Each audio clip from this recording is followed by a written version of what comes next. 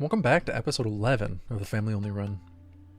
Last we left off, the family had added a new child to the colony and named him Max. They started making significant progress towards ranking up in the Empire and getting the necessary structures in place to complete the Empire questline. There's still a fair bit more to do, but they're getting there. Mechs have begun attacking the family in full force, so they're going to have to spend some time making sure they're ready to deal with the mech bosses that will soon be attacking. Well, the first thing we need to deal with is this bulk goods trader. Brigand has the highest social in the colony, so he can go out and see what these folks have brought with them. May as well grab this recreation book. Strange name though. Smothers difficulty near the heart. Alright.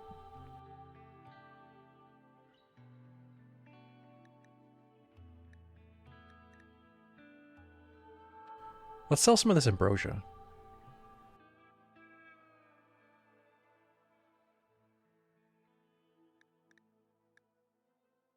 We can also sell a few high explosive shells. Those aren't too hard to just remake.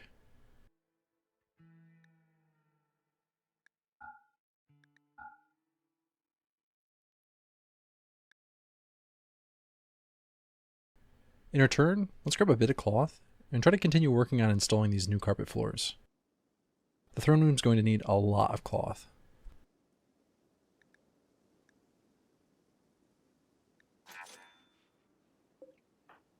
There's still quite a bit of steel left in this mech cluster that they destroyed not too long ago. Jane can work on tearing all of that apart, and the rest of the children can start hauling it back. This shield core will be incredibly useful. I always turn them into low shield packs, and use them at any opportunity I have.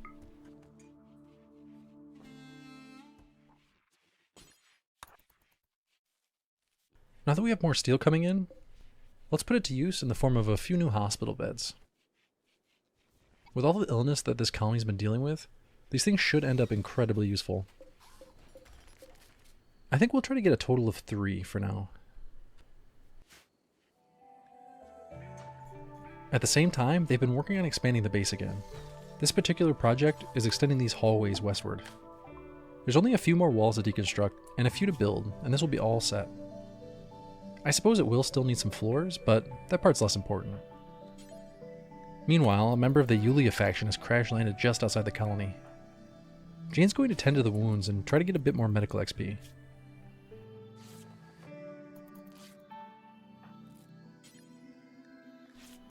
Alright, now that these wounds have been dealt with, let's bring the survivor back to the colony just to heal them up. Yulia should really appreciate all this hard work that the family's put into saving one of them. Turns out the survivor gets to be the first person to test out the new hospital beds.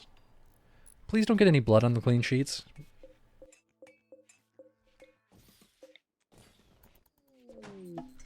While Monroe has been recovering in the hospital, the rest of the family has been hard at work on their current construction projects. The next project to check off the list is going to be the improvements to Jake and Amelia's bedroom. They got all the cloth they needed from the previous trader, so now it's just a matter of finishing the carpet install and moving some of the furniture around.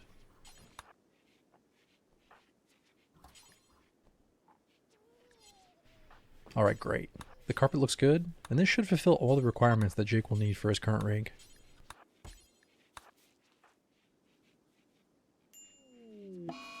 I'm really glad that we got those hospital beds finished because 3 of our family have just contracted the plague. Max, Brigand, and Jake have all been infected. Max is just an infant, so hopefully all the rest he'll be getting will help with the recovery. But Brigand and Jake are important to the colony, so we'll have to make sure they're getting a lot of rest to build up immunity. Monroe, we need you to vacate the hospital so we can make room. Hope you have a pleasant journey home, little buddy. Okay, instead of heading home, Monroe has moved to the bed in the learning room. Not exactly what I had in mind. Now that the medical bed is available again, they're heading directly back to the hospital. Oh well, it's fine. Just stay as long as you'd like.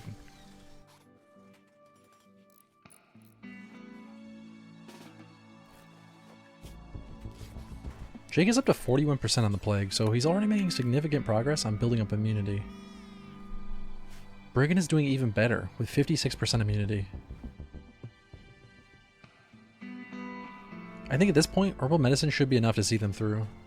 I hope so at least, because they've only got 6 industrial medicine left.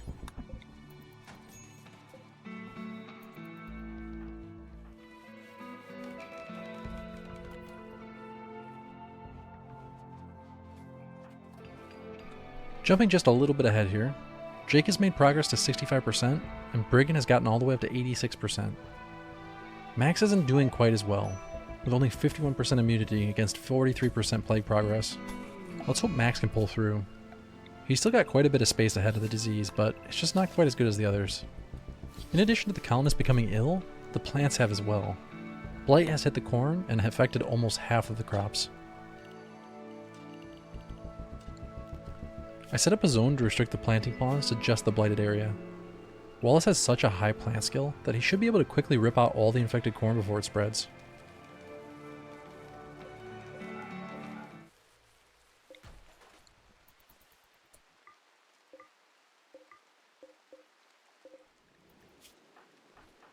Brigand is the first to reach immunity on the plague.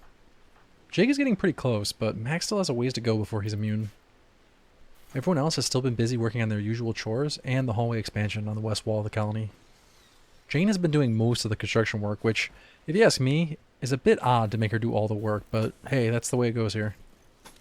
Now we just need to put in new floors, a couple lights, and take out this last bit of wall, then this project should be more or less finished. Then it's on to the next thing.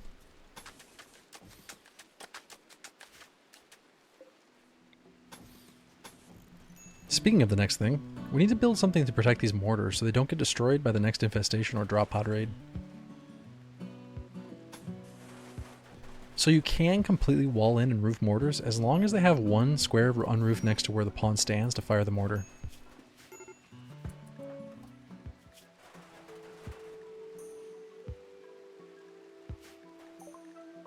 A bulk goods trader has arrived from the tribe of Betra. Let's see what they brought this time.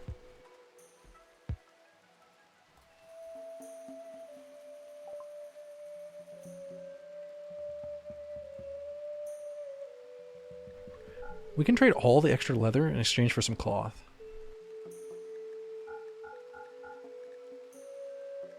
We're also starting to burn through our medicine, so let's buy more herbal while we can.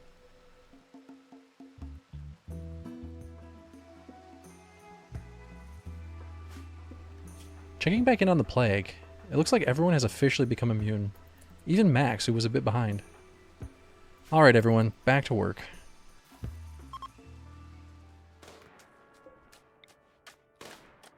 We need to make sure the mortars are all separated from one another so that if one blows up, it won't cause a chain reaction. If we keep walls in between them, then worst case we only lose one and maybe a few shells.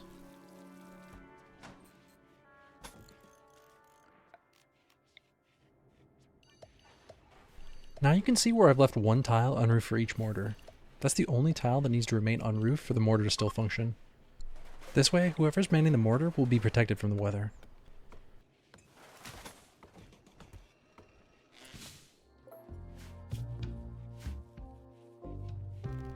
Max doesn't need to be sitting around in his crib all day. We can put him in the growth vat and speed things up. At least until he hits 3 years old. There's plenty of food in the freezer, so we may as well keep the vat up and running as much as possible.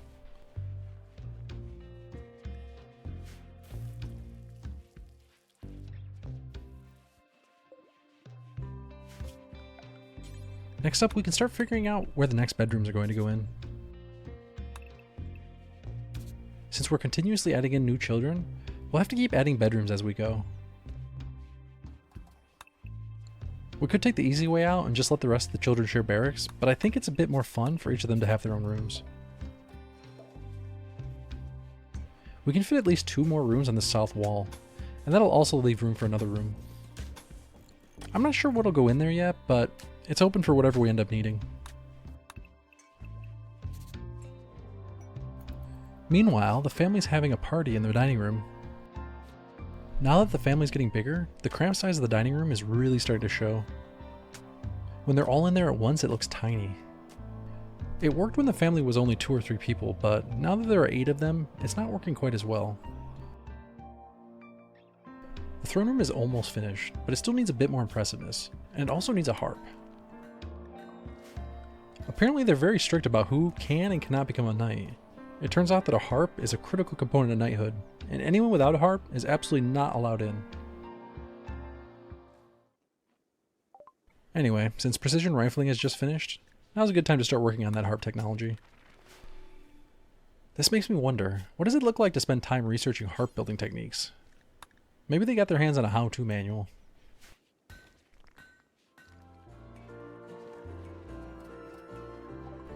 Well, the harp tech certainly didn't take long. It's only 500 research points, so that's expected at this point in the game. The combination of high intellect and full research speed on the high-tech research bench makes quick work of any of these lower tier techs. Fabrication is up next. And let's work on getting that harp installed. First, we're going to need a blacksmith.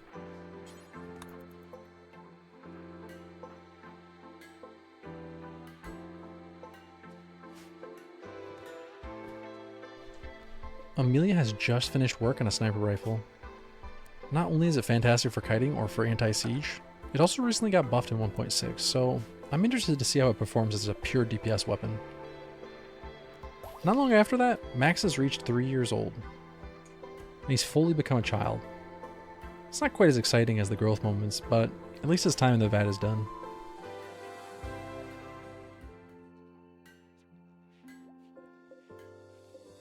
Next up, let's take a look at what some of the colonists have been chatting about. Max and Wallace exchanged ideas about other planets. That's cute that Max is asking his older brother questions that he couldn't possibly answer. Looks like Wallace has been spending most of his time teaching his younger siblings about using weaponry, especially Arlen. They've been going over several of the weapons within the past couple hours. I just noticed Arlen has Max's relationship with his sister, but doesn't feel nearly as strong about the rest of his family. Wonder why that is.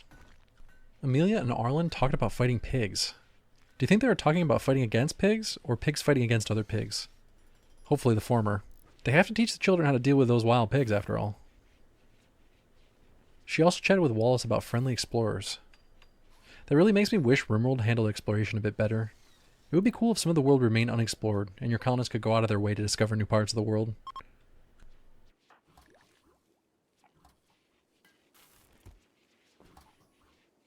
Jake and Wallace talked deeply about the scale of the universe. That must have brought him back to the memories of 5 years ago before him and Amelia crash landed here. I wonder how much time they spent in space before they ended up on this planet. Well, it couldn't have been more than 4 or 5 years, since he was born 29 years ago, and he's aged 24 years total. That makes me think that they must have departed from another RimWorld, given that they must be several decades from the core worlds.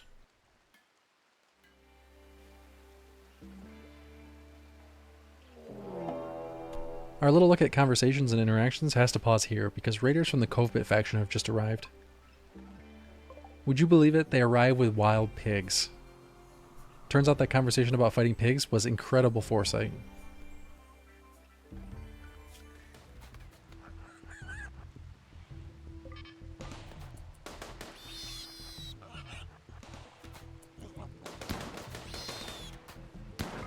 The four of them made quick work of the pigs with a bit of help from the turret.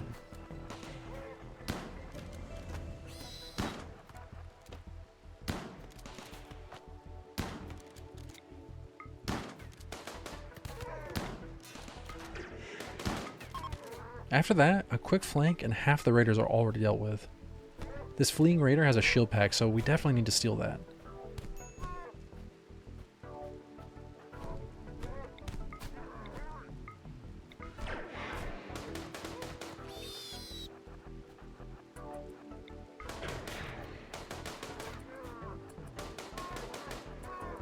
This last raider is put down easily, and the raid is over about as quickly as it started.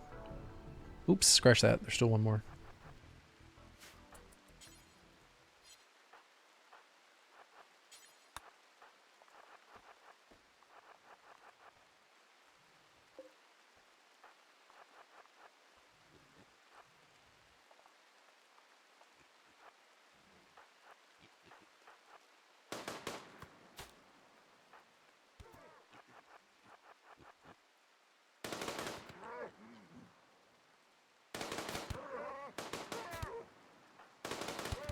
Okay, now it's over about as quickly as it started.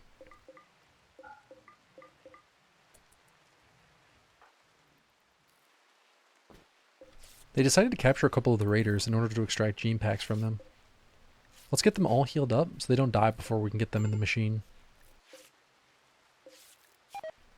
That is a crazy amount of gunshot wounds.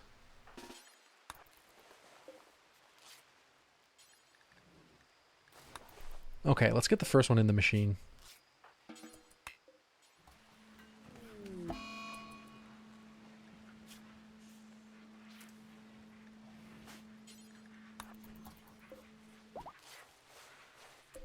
Well, that's a good start. Gray animals could definitely end up being useful before this is all said and done. Now we just need some negative traits that won't be massively detrimental. Let's put the next guy in there and see what we get.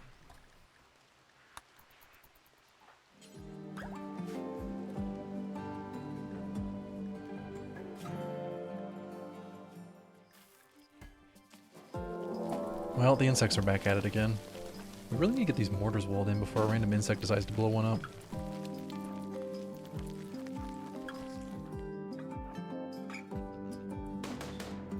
Let's pull these bugs back down the hallway and use the turret to our advantage.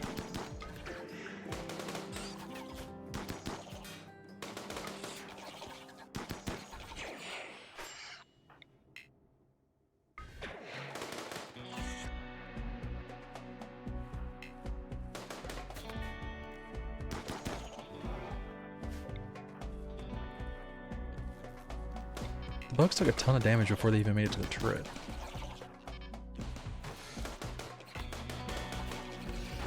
So it was quick work to clean up the rest of them. Luckily these insect raids are still pretty small, so we don't need any fancy tactics for them yet. But in the future, it's likely we're going to need a slightly more sophisticated defense to get through these bug raids with no damage.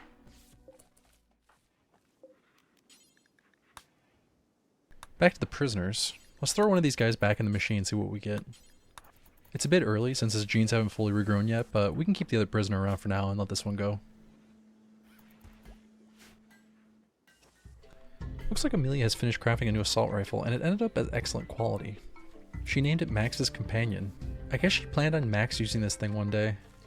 He's a bit young for that now though. The weapon is engraved with a depiction of Max Mabum lying on the ground while both sweating and shivering. 10 dying gnats lay on the ground. The whole image is depicted by the careful arrangement of 7 hornets. This depiction refers to Max being stricken with gutworms. Wow. So the gun isn't intended for Max, it's just a horrible way of recording a historical event. A particularly nasty historical event. Well, we can have Wallace use the rifle for now. The engraving might be rough, but at least the weapon is fantastic. A group of goats have wandered in and decided to stay. I don't mind that at all. Let's bring them into the pen and start raising goats. We're going to need to get rid of some of these pigs or they're going to eat all the food.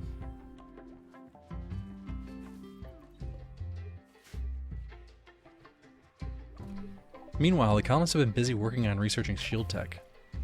It just finished, and now we can get around to finishing a vitals monitor tech. With shield tech, we can start crafting shield belts and low shield packs. For now, the low shield packs are going to be a primary focus every time we get a shield core. The blacksmith has just finished being built, and now we can build the harp.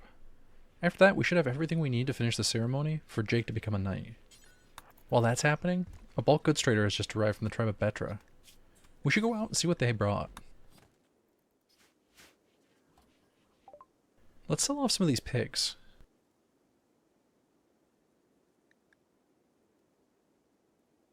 We can also get rid of the insect meat and the jelly that we picked up from the last infestation.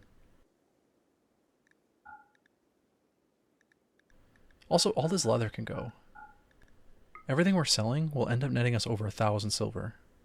May as well spend some of that silver on cloth and wood. Even after all that, we still end up with 714 surplus silver. Not bad. While Amelia was out working, a cougar decided to go for an ambush. Luckily for her, 2 of her sons were out in the same area and heard her screams. They immediately ran toward her and readied their weapons.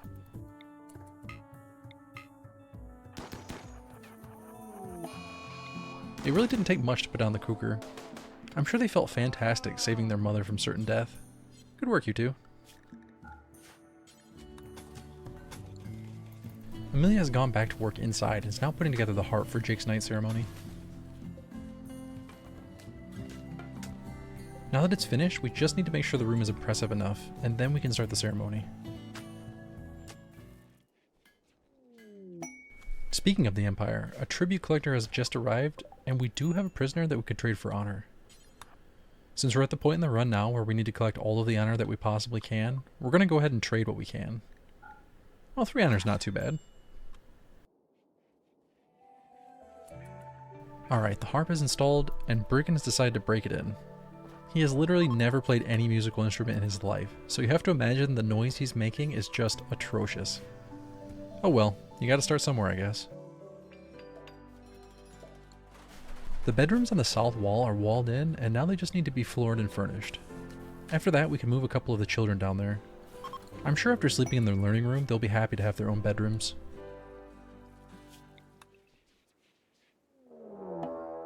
Ah, great. The predators are at it again.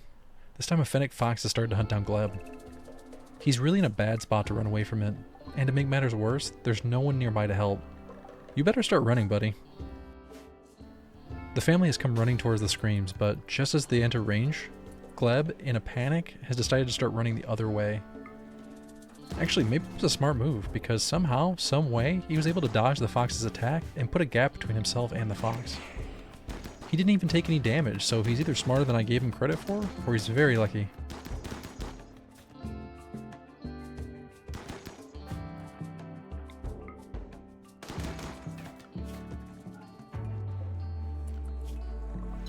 Okay, let's move on to the night ceremony. Now that they have the harp installed and the impressiveness of the room is high enough, they can invite the Empire and receive a rank promotion. Knight Jake? Maybe Sir Jake? Well, it doesn't exactly inspire fear, but what can you do?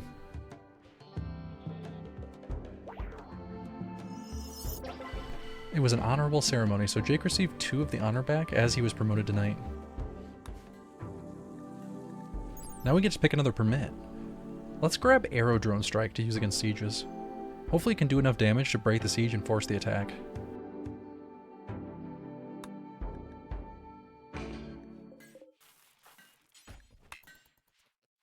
Jumping back to Amelia Crafting, I wanted to build an LMG in order to test out the new stats. They buffed it a bit in 1.6, so I'm interested to see if it's worth using more often now. It's always been halfway decent against large groups of unarmored opponents, but maybe it'll be a bit better for general combat. The tribe of Betra has sent yet another bulk goods trader. They must know we need wood and cloth, or maybe they just want more of our pigs. Either way, let's get the trading done with them. Sell all the leather, sell a few pigs, get some cloth, get some wood. Easy.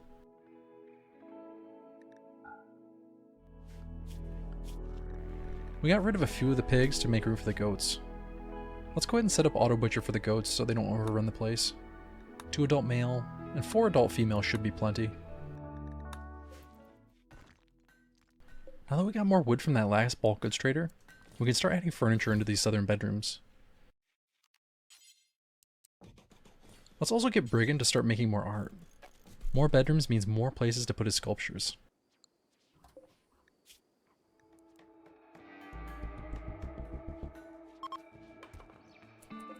The first of those sculptures is already finished. Brigand sure works quickly. This one's good quality, and he named it Guts. It bears a representation of Brigand staggering through a field while both sweating and shivering. A group of villagers are stricken with the same affliction. This illustration relates to Brigand being stricken with the plague. They've really got disease on the mind lately, don't they? This one's going to have to go into the hospital. I think that theme fits together the best. A statue of somebody getting the plague right next to the hospital beds? Perfect. Now that the bedrooms are finished, we can assign the beds. The first bedroom will be for Arlen. He spent enough time living in the learning center, I think. The other one will be for Max. He hasn't been in the learning center for very long, but may as well move into his own bedroom since we already have it. That opens up space for the newest baby to live all alone in the learning room. Well, they won't really be alone, but at least they'll have plenty of space for themselves. The other children will be in and out of there frequently as they come in to use the desk. The newest baby is going to be named Victor. Happy birthday, Victor. Not only did the hospital get the sweet plague statue, let's also add in a vitals monitor to make sure that no one actually dies of the plague in here. That would be really awkward. Between the high medical, the hospital beds, and now the vitals monitor, we should be pretty set for any future disease. Unless something catastrophic happens, I'm pretty sure we won't be seeing any disease death anytime soon. Now that those new rooms are finished, it's time to start thinking about the next expansion to the base. We're at the point now where I think it makes sense to work on the exterior wall instead of adding more space. Eventually we will need more rooms, but I think security and defense takes precedent at the moment. For now, I'm going to measure out where the wall is going to go before we go too crazy with setting up plans. Since this will create a new secure zone between the outer wall and the inner wall, we'll be able to move some of the growing out there. For now, I think we'll move all of the tree growing into that area, since that isn't necessarily critical to the colony. If it gets burned, it gets burned.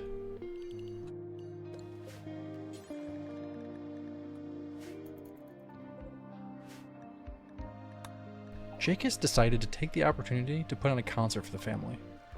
On one hand, I think this is a very special moment for them to all share together. On the other hand, Jake has absolutely no idea how to play the harp. Imagine someone trying to play the harp who's literally never touched one in their life. Jake was so busy with work, he almost forgot to even show up.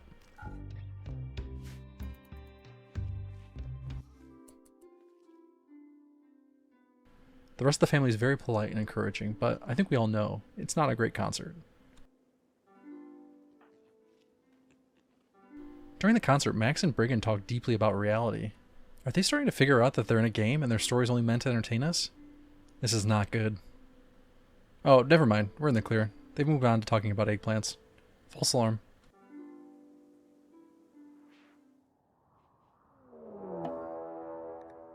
Later that day, the family was recovering from the ringing in their ears caused by Jake's horrific concert. Their recuperation was interrupted by a massive group of angry fennec fox. Assumedly here to get revenge for what we did to that fox friend earlier.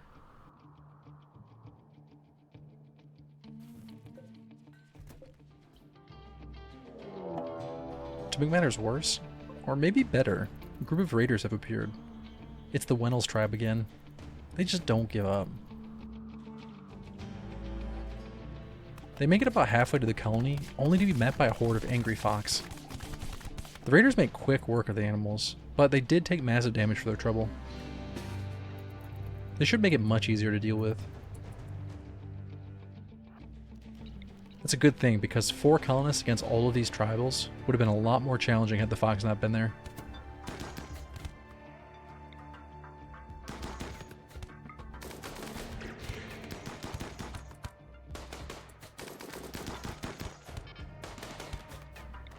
The 4 of them managed to peek out the door and fire a few volleys, downing 2 of them before retreating.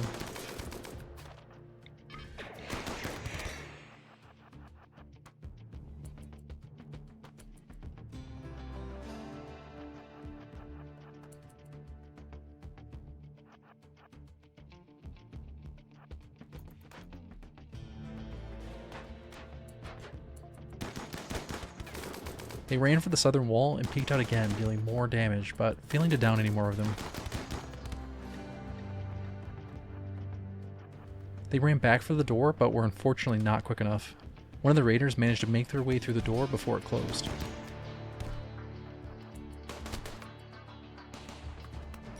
He stabbed Wallace, but was killed not long after.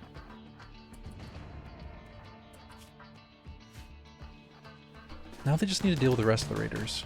They're all bleeding, some of them very badly.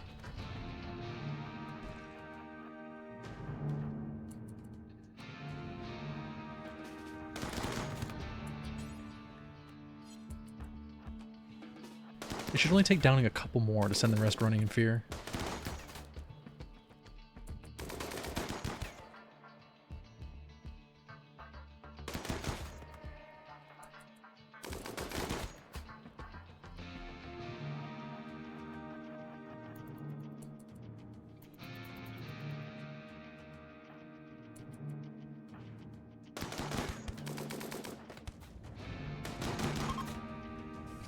Okay, that was a few more than I expected, but they're routed.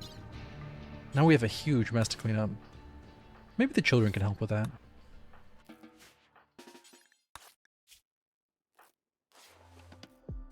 That's the end of episode 11. Thank you so much for watching.